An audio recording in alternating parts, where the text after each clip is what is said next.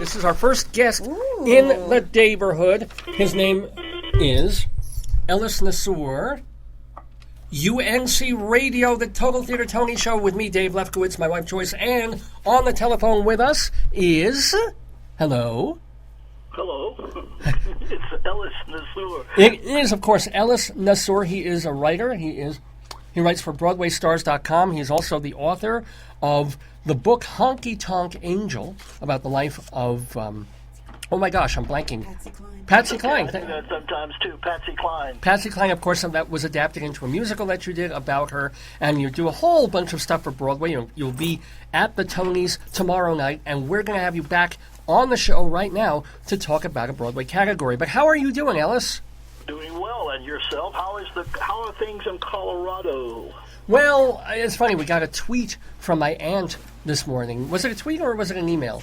A text. It was a text from my aunt because she was so worried seeing on the news that Colorado got rain and tornadoes and hail and snow. Pretty bad, yeah. Yeah, well, not where we are. Where we are, it's just got rain. Good. What? Oh, yeah. What we thought was a tornado was actually just a cloud of marijuana smoke. That was You get that too out there now, right? coming from our legal pastime. I think New York is going to get one medicinal place. I just read that. Is that true? I don't know. Well, It's not an area that I look into very often. Well, what area? Somehow I passed all that by, or it all passed me by. I don't know what happened. You made it through the 60s without that. Made it through the 60s. But you couldn't have done it. The only thing that happened to me is when I after I left the newspaper and started working for a movie company. Since I was single, had an apartment. Everybody wanted to borrow my apartment right after work, and I said, no, this is not going to become a real-life version of the movie The Apartment. Oh, man. And you still live in New York City. Where's it? I live in the same apartment. Hang on to it, man. Hang on. They have a contract out on my life to get me out of here. Oh, man. Well, yes, but you could never leave New York because that's where the theater is. That's where Broadway is. That's where what we love is. Do you remember the first Broadway show you ever saw, Ellis? Yeah, I sure do. What was it? It's very interesting. Let's see. I'm trying to remember what it was called, though. It was the musical version of The Princess and the Pea. It was on. Once Upon a Mattress. Broadway. It was on 2nd Avenue at the old Yiddish Theater that's now been turned into a movie complex. Yeah. Well. And then eventually it did come to Broadway with Sarah Jane Parker. Yeah. Well, it was Once Upon a Mattress. It was Carol Burnett. Thank you very much. Sure. I know you. I have mind blanks too. Once Upon a Mattress. Yes. Sarah Jessica Parker was. Fabulous set design for that because they actually had all those mattresses on the stage. Hey, speaking of set design, Ellis Nassour, so glad that you mentioned that.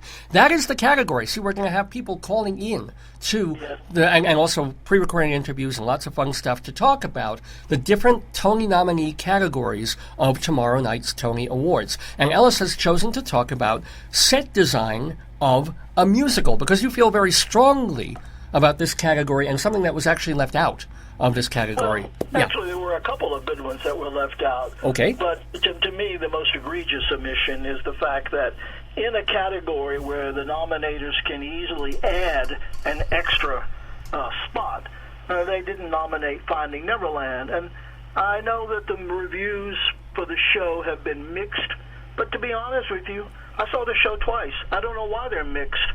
It takes about 20 to 25 minutes for the show to get started, but once it gets started, it's like a train going through the station, and on the 20th century, it never stops. And Morrison is excellent. Matthew Morrison from Glee. Kelsey Grammer is excellent. Okay. Everything about it, and they have 4 or 5 incredible featured performers in that show that you wouldn't expect to be nominated, but that resonate with the audience. Now, in a huge theater, the Lunt-Fontanne, the show is selling. It's been a hit since the first preview, and it's been completely snubbed by the Tony Awards, completely snubbed. The Drama Desk at least nominated it in 3 categories, a surprising 3 categories, but at least it was nominated. Well, can I ask you, Ellis, you know how I am when I get started. Oh, yeah, no, I want you to... Go ahead, please. No, I totally want you to keep going, but also I want to direct the conversation. I want to ask, do you believe that the snub is due to the producer, Harvey Weinstein, who is not particularly loved apparently on Broadway, who muscled his way... I don't know about that. Okay.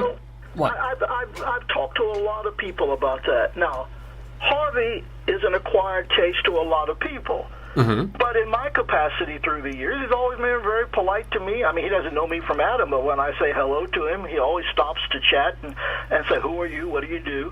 I find him to be very personable, and I think he's extraordinarily successful. Oh, yeah. And I have heard, and I have heard about chat rooms, which I don't go to, that is the reason. But do you remember when Disney came to Broadway, how everyone hated Disney? They don't like the new kid on the block because they are not traditional producers. However, in the case of Finding Neverland, I don't think it's so much Harvey. Now, Harvey made a lot of blunders, that's for sure, and he admitted it. He said, I'm a baby at this. I think maybe he used the word novice. Well, wait. What blunder did he make? What did he do wrong? I mean, he's making... I mean, you know, the show... I think this all started last year on the Tony Awards when there was a sneak preview of Finding Neverland. And, of course, you know, they pay $25,000 for these spots. None of these shows get free production numbers. You know, they have to pay, and then they also have to pay to bring the sets in and take the sets out very quickly. Right. So he presented a sneak preview. Now, of course, since that time, the show was completely rewritten. But going back to I think that it's Madison Square Garden and Jim Dolan that maybe is a reason they don't like it. Now, Madison Square Garden has the theater at the Garden. They have no fly space, so it's very limited to what can go in there. But usually after Christmas or holiday something plays Broadway, that comes back to the theater at the Garden the following year. Yeah. Why would you not like a new producer and or producers? You know, because they're bringing some new life to Broadway. And this is a traditional show. There's nothing about it that's crazy or you have to, you know, walk through sand and water to get to the stage and to your seat. They didn't take all the seats out of the theater so you could, you know, and there's very little flying. It's a very charming story. Show is much too long, in my opinion, but Scott Pask, who has been nominated for God knows how many Tonys and Drama Desk Awards, and let's see, I'm going to get a little help from the computer here. Well, other things that... Listen to the shows that he's been nominated for, and I'll just say winner. Okay. Book of Mormon, winner. Oh, wait a minute. Let me start at the top. Sure. The Visit. He's nominated for The Visit for a Drama Desk. Pippin, nominated for a Tony. Book of Mormon, Tony Award, which he won. Pal Joey, nominated for a Tony Award. 9 to 5, nominated by the Drama Desk. Hair, nominated by the Drama Desk. Tony Award for Les Liaisons Dangerous, which he was nominated for. He won it for the Drama Desk. Coast of Utopia Part 1 and 2, he won Tonys for both. He actually won for, all three parts. He won for all three parts, and he also won for all three parts with the Drama Desk. So wait a minute, you know what, Ellis, maybe there was also the sense of, well, Scott Pask has been nominated and won so often, let's give some other people a chance. Maybe that's the reason at least this show wasn't nominated for set design. Maybe. I don't know.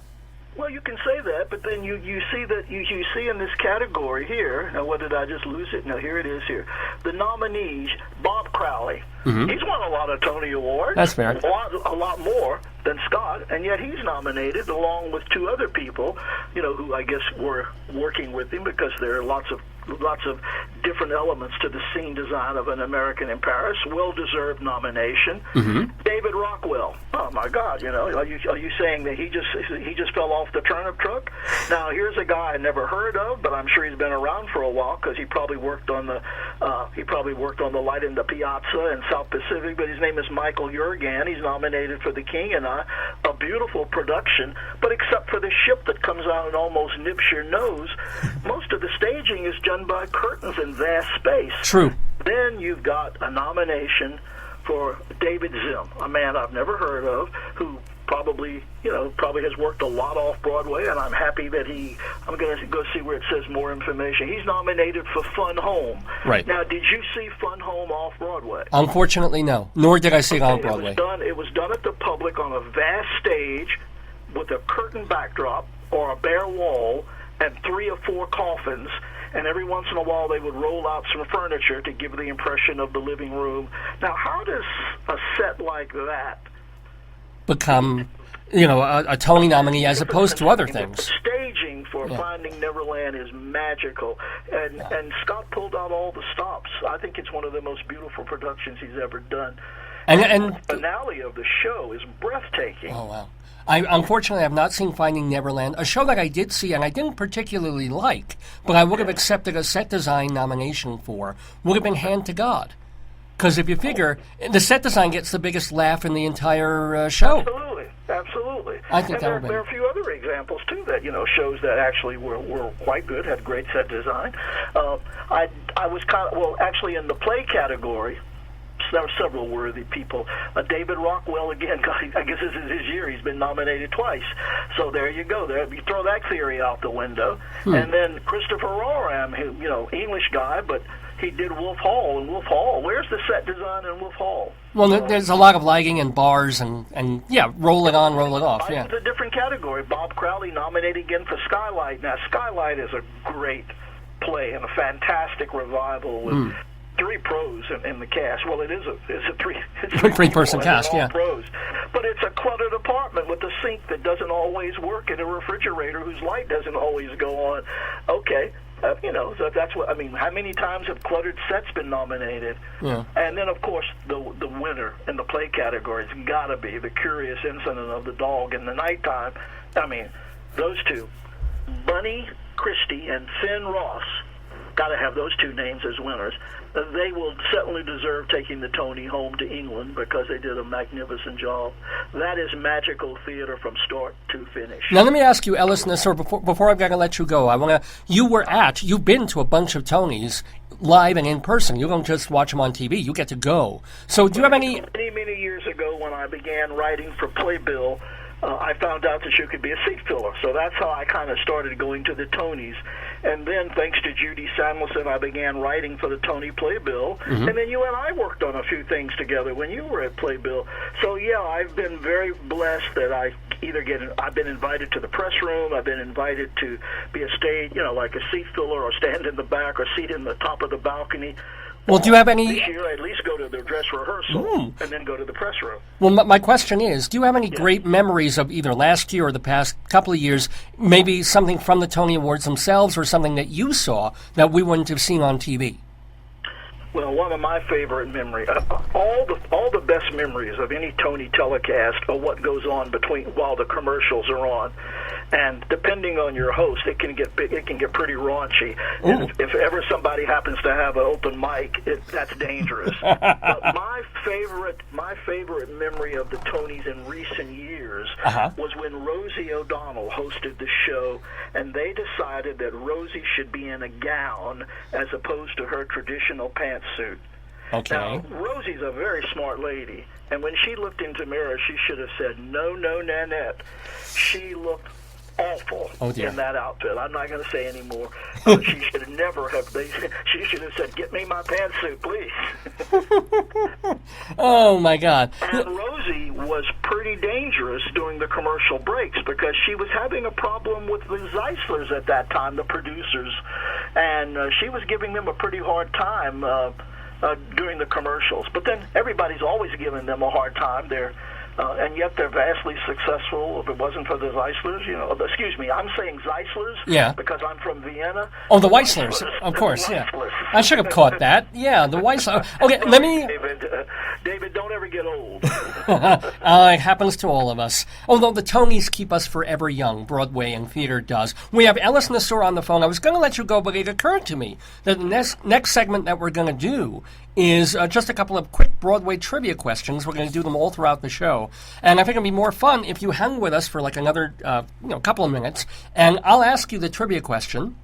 Only for you, kid. We go back a long ways, and I'm happy to do anything I can to help. How's the show going today? Because you're on awfully early. Do the theater goers out there? This is nationwide, or this is regional? Well, no, it's everywhere. I mean, we're on the interwebs. You're international. Yeah. They can listen to us in Indonesia. I bet they're all huddled around the radio in Dubai listening to this telecast. Radiocast. Perhaps not Dubai. Israel, maybe, but I wouldn't necessarily say Dubai. They love theater in Dubai. And what people tend to forget that and the population of the UAE is only about a third Arab.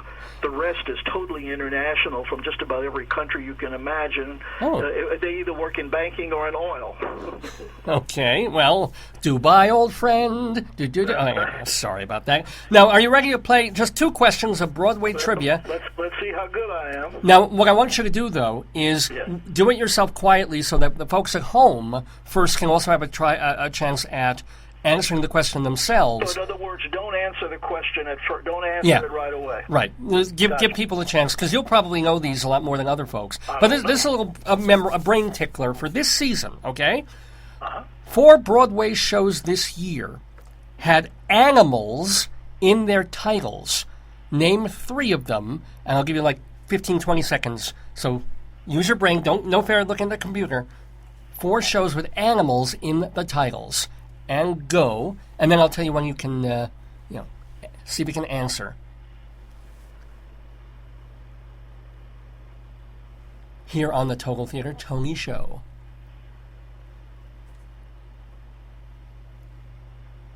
5, 4, 3, 2, 1. Okay, Ellis Nassour. 4 Broadway shows this year had animals in their titles. Can you name 3 of them? Well, we've got The Curious Incident of the Dog in the Night, and we've definitely got Wolf Hall, right? Wolf Hall? Wolf Hall, very good, yeah. Let's see now. We got to go for a third one, though, right? Right. That's going to be a little tough. Let's see. I am cheating, by the way, at this point. Oh, you are looking at the... Okay, fair enough. No, I'm not coming up with the third one, and you say there are 4. Yep, there are 2 more. Let me see. There are 2 more. One of them is... Not yet. Not yet. Let's see. Okay. Stu in the name? It certainly doesn't seem to be anything nominated with no, that's all I can give you, I'm afraid. Actually, I think one of them is Tony nominated. Let me make sure. Yes, one is actually multi... The Curious Dog is nominated. Yep. But another one, a revival, there's a hint, is nominated for 4 different Tony Awards. I would say Vanessa Hudgens is kind of a fox, but that doesn't count. She can't act, sorry to say. Ooh. Nominated, though. Let's see. In the nominated category, don't let... Oh, Elephant Man!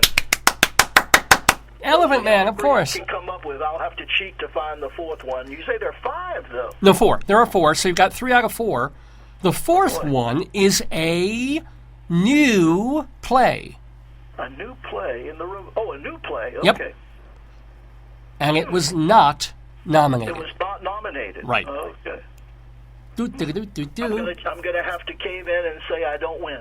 Well, no, you got 3 out of 4. You won. You definitely won. The other one is the Larry David comedy Fish in the Dark. See, I don't think of fish as an animal. I'm sorry. Vegetarians would disagree with you. It's there. A pescatarian thing. Okay, we got one more question. What is the prize, and how many of your listeners won? No, it's just for fun. Nobody's winning anything. There's no budget for this. If you have a winner that got all of them, when they come to New York, they can come to my roof garden and have a glass of wine. Are you offering? Okay, we'll do that. Okay, here we go. You might like this one. This is called... Another one. Okay, let's see. One more question for you. This is called Hunky Dory, all right? Matinee idols and hunks were prominent on Broadway this year, though not always nominated. I will name the hunk, you name the show. And Ellis, don't give like 5 seconds or so before you answer. I did good before, right? You were great. I'm saying do this again so that people at home can answer, and then, kind of like the Jeopardy thing. Ready? Okay. Mm-hmm. Bradley Cooper. 3, 2, 1. What was Bradley Cooper in? Answer? Yeah. Mm-hmm. Elephant Man. That's correct. He was the Elephant Man, a role that was very, very important to him. I mean, that's one of the things that made him very important to him. Become an actor. He did an incredible job. Just how he managed to keep his hands and feet the way he did without any devices or artifices amazed me. And I was kind of worried, since he was doing it 8 times a week, that he was going to have some problems. But he informed me that it's part of a gym exercise he learned, and that he felt very comfortable in that position. Wow. So there you go. Good to know. Well, another hunk who was on Broadway this year, his name, he's been on Broadway several times, His name is Hugh Jackman. Give it a moment. Give it a moment. I knew that's who you were going to... Okay. Uh-huh. So what play was Hugh Jackman in on Broadway this year? Ellis, you can answer. It was a murder mystery thriller, Uh-huh. a murder mystery thriller that no one understood called The River. That's right, a play by Jez Butterworth. I didn't realize that somebody... Fish out of water. Yeah, they should go together. The most exciting moment in that show was when he gutted a fish, and 4 times he cut himself and had to go out and get it wrapped up, but he kept right on with the show. Oh, dear. In fact, once when he went off stage to get his hand wrapped, he continued the dialogue. If you read the script, the play makes sense. The staging just for some reason escaped people, but he was the reason that people went. However, this is a little trivia for you. Ooh. After all the Hugh Jackman fans came to see the show, because he committed to being on Broadway for so long, the theater was only half full for the last month and a half. And there were always more people outside waiting for an autograph than there were inside. Well, as big a star and, a matinee idol as he is, there's a point at which a play that nobody wants to see, It's like even right now on Broadway, they've got It's Only a Play, which I thought was really, really funny. And they had Nathan Lane and Matthew Broderick together again from the producers. And this thing was selling like hotcakes when it opened. Then Lane had to step out and do some other things. He did... Well, I know that McNally would have never rewritten it and would never have attempted to bring it back if it wasn't for Nathan Lane. And then, oddly enough, guess who didn't get nominated? And I thought he deserved a nomination because he is hilarious. Yeah, he's spectacularly funny. But what I'm saying is, he went away. Martin Short came in the show for a few weeks, and then he came back. He and Matthew Broderick are back on Broadway together again in a very funny show that was selling out when they were both first in it. Now... It's selling out again. No. I mean, check the grosses, check the things. It's actually... Is it still open? I think it's just closed, right? Or it closed last week, or it's closing this week. But I'm saying... I thought it was still doing well when he came back. I thought it was doing well again when he came back. Better. It was doing better, but it wasn't selling tickets out the door. You know what? I really wanted to see... who did you mention? Who took the part over? Martin Short. I would have loved to have seen Martin Short. Martin Short, because I think he's a comic genius, and they didn't re-invite us. And at one point, there were $33 tickets out, and I almost bought one, and then something else came up. Well, since we're talking about Martin... estimated plays this year was the one that actually won the Pulitzer Prize. It didn't do much business on Broadway, and that was Disgraced. Yeah, a serious play by Ayad Akhtar. Very serious play, and quite different from anything he's written. I don't know his other work, and I did see Disgraced. I thought it was a good, watchable piece. I wasn't in love with it. I don't feel like it should have won the Pulitzer. You usually come in twice a year, 3 times a year to see shows? 2 or 3 times a year. I try and get to New York, see as much as I can, but I can't see everything. So, well, you're certainly invited to come over for wine the next time you're in town. Well, thank you, Ellis. Now, Ellis, we talked about Martin Short and me, who are both great matinee idol hunks. Especially you. Why, thank you. So, let's have another one. Jake Gyllenhaal was on Broadway this year. What was he in? Give it a couple of seconds. Me or them? You before you answer. Okay. Okay, Ellis, what play was Jake Gyllenhaal in on Broadway this season? Another one that people didn't quite get, had no intermission, and it still didn't stop people from crawling over each other to get out of the theater, called Constellations. Actually, some people loved it. I wish I had seen it. Some people loved it, and I think they didn't love the play, they loved the performances. But when you have one person at stage left and one person at stage right, and they're just kind of like throwing lines at each other, there isn't a lot of chemistry there. Well, that's may have been the problem also with the revival of Love Letters that nobody really came to. And you know what was fascinating about that? What? Names that they were bringing back, including Dame Diana Rigg, Carol Burnett. I would have thought that it was going to be, I thought that it would be a hit. It was in a nice-sized theater that didn't need to, didn't need to go crazy. I mean, it was a mid-sized house, so they could survive with decent audiences. But there was just no interest in it. Well, what happened actually? It sold better when Carol Burnett was in there. The box office picked up, but they started with, I think, Mia Farrow and that wonderful actor, Brian Dennehy. But nobody cared. Brian was in it in the opening, too, I believe. He Yeah. opened it, and then yes.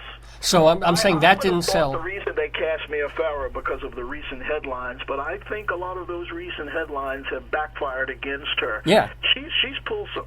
I don't know about her mindset, but she certainly pulled some dirty pool over the past few years. I'm not saying Woody Allen's an angel by any stretch of the imagination. Yeah. Would you let him babysit? About 3 decades now, she's just out to get him any way she can. Well, yeah. I mean, I think that publicity was negative for both of them when that was happening, and that certainly didn't help sell tickets for the first. Yeah. Publicity like that can help a show. And speaking of Woody Allen, since we're talking about hunks, let's have our last hunk in this trivia question. You've been getting them all, Ellis, so I'm going to give you one more. This may be the toughest one for the folks at home. I want your listeners to know the only reason I'm getting them is because this is what we do for a living, right? Well, yeah. What, you mean talk about Broadway? I couldn't answer a lot of trivia that they throw at us. Oh, absolutely not. No, I have the answers in front of me. It's easy for me. I wrote them. Okay, you ready? You ready? Also on Broadway this year, from across the pond, a fellow named Ewan McGregor. Could you repeat the question? I'm not sure I got the first part of the answer. Oh, well, the hunk, the matinee idol, as it were, who was on Broadway this year in a show, his name is Ewan McGregor. What was the name of the show that he was in? Okay. Okay, Ellis, you can answer. I'm just trying to remember myself what it was. It opened and closed very quickly for some reason. Well... Right? Did it open and close very quickly? No, it ran its allotted time. Well, you but got me on that one. I lose. Okay, whoa, I stumped Ellis. I stumped Ellis Nassour. I didn't go see it, obviously. Oh, maybe you did. Maybe this was the revival of the real... I know that it was a revival. Oh, yeah. Wait a minute. Let me think for a minute. Okay. Let me think for a minute. It was Our Youth, No, not This Is Our Youth. He wouldn't have been in that. Nope. No, this is a revival. No, I'm gonna cave in on this one and say I just don't know. Well, there were two other big stars in this show. Oh, it was the revival of... just a second here. Let me think for a second. Okay. Was Glenn Close in the original? Okay, you're thinking of a different show. You're thinking of A Delicate Balance, which Glenn Close... No, I'm not thinking of A Delicate Balance. I'm thinking of a show that she did maybe... Oh, you're right. So what's the name of the show, Ellis? Well, that's the problem. I'm not coming... The Real Thing. Yes, that's it. Yeah, that actually did have a decent run. Yep. It ran for, I guess, almost 6 months, right? Oh, well, at least 3 or 4 months. It wasn't like a roundabout thing, so they have their regularly scheduled run. And if it's really popular, they extend, and if it isn't, they close. But it's not like it closed in a week or two. It was there for 2 or 3 months with Ewan McGregor, also Cynthia Nixon, and making her Broadway debut. Who is it? I'm asking you, Ellis. You're asking me. Thinking Cap. Who made her Broadway debut? Very sexy actress. She's done... No, it wouldn't have been Christine Baranski. She's been around forever. Ooh, okay. Well, this is not a very, very young woman either. She's just done a lot of off-Broadway. She's done and a movies. lot of off-Broadway. Yeah. The Real Thing. The Real Thing. The Real Thing. Was it Jake's sister, Maggie Yep. Gyllenhaal? Maggie Gyllenhaal, exactly. Very good. Maggie Gyllenhaal. Yeah. Maggie Gyllenhaal starred opposite... Ewan McGregor. Yeah. Well, Ellis... I was right. I didn't see it. Oh, you didn't miss anything. It was a lousy revival for some reason. I think that's the reason we're supposed to see everything we're invited to. I know. But I may, in my credit, let me see something here. Sure. I'm gonna cheat and go to the computer for a second. Let me go to Broadway.com.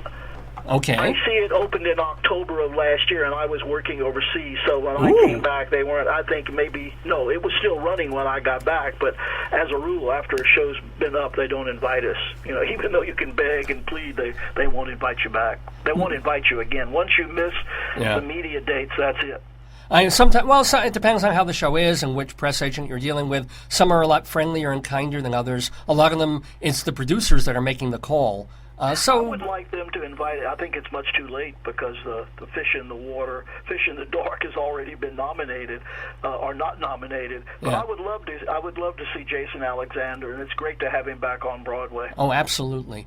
And it is great to have Ellis Nassour back in the neighborhood, back doing our Tony show. You are definitely invited back next year to do more of the fun stuff that we do. I wish you a wonderful time. You're that desperate, right? Yeah, you can see our phone is ringing off the hook with other phones. No, it's been a pleasure to have my work on your Total Post website, your Total Theater website. Thank you. And Thank you. We were quite a pair working together all those years trying to get news exposés at Playbill. I thank you for inviting me to be with you today, and all the very best to you and your family. Health and success and lots of theater to you, Ellis Nassour. Thank you so much. Bye-bye now.